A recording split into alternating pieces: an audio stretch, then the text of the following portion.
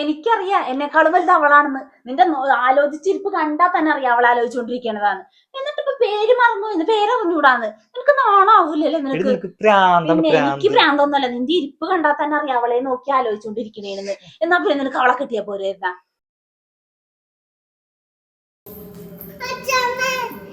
അച്ഛനും അമ്മയും തല്ലുപിടിക്കണേ.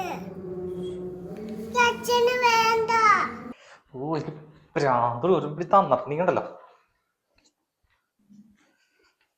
എന്തിനാടാ എപ്പോഴും ഇങ്ങനെ തല്ലുപിടിക്കണത്? അമ്മ ഒന്ന് പോയാ മോന്ന് വാത് നമുക്ക് പോവാം. വാത് പോകുമ്പോ കണ്ട കൊച്ചിപ്പൊ തന്നെ പോയത് കണ്ട. എപ്പ നോക്കിയാലും കൊച്ചിന്റെ നേരെ വെച്ചല്ലേ നിങ്ങൾ രണ്ടുപേരും കൂടി തല്ലുപിടിക്കണത്. കൊച്ചിന് വിഷമാവേണ്. നിങ്ങ അച്ഛനും അമ്മ ഇങ്ങനെ ആയി തുടങ്ങിയാൽ എന്ത് ചെയ്യും? അമ്മ എന്താണിട്ടാണ് ഈ ഒച്ചപ്പാടുണ്ടാക്കണേ? ഇതിപ്പോ അവളേലും വലിയ ഒച്ചപ്പാടുള്ള അമ്മ ഉണ്ടാക്കണത്. എന്റെ പൊന്നമ്മ ഒക്കെ പ്രാന്താണ്. ബാക്കിയുള്ളവരുടെ തലക്കുരാന്താക്കാനായിട്ട്. ഞാൻ ആ കല്യാണം കഴിഞ്ഞ ടൈമിലുണ്ടല്ലോ, എനിക്കൊരു 4ാം ക്ലാസ്സിൽ പഠിച്ച ചെറുതായിട്ടൊന്നും ഇഷ്ടമുണ്ടായിരുന്നു. അതൊന്ന് പറഞ്ഞു പോയി അവളുടെ അടുത്ത്. ഇന്ന് എന്താണ്ടും പറഞ്ഞപ്പോ അവളുടെ പേരും പറഞ്ഞ ഒച്ചപ്പാണ്ടാക്കണം. എന്നോട് പ്രാന്ത് കേറണ്ട്. വഴക്ക 4ാം ക്ലാസ് വരെ ആയോളല്ലേ കുട്ടു.